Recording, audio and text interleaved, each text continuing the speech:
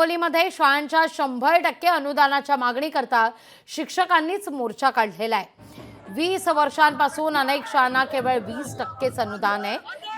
त्यामुळे अनेक शिक्षकांच्या कुटुंबावर उपासमारीची वेळ आली आहे। अनेकदा मागणी करून सुद्धा प्रशासन दुर्लक्ष करत असल्याने शिक्षकांनी एकत्रित येत जिल्हाधिकारी कार्यालयावर आक्रोश मोर्चा काढला। या सगळ्या संदर्भात शिक्षकांसोबत संवाद साधले आमचे प्रतिनिधी गजानन वाणी यांनी। 20चा किंवा 40चा टप्पा नसून आज 20 वर्षापासून जे हे शिक्षक असा एक हे आहे की कोणत्याही प्रकारचं अनुदान न घेता एक इमानदारीनं नीतिमत्तेनं काम करतो। आज जर पाहिलं आपण तर हॉटेल मधला नौकर सुद्धा रातच्या नंतर त्याची पगार घेऊन जातो।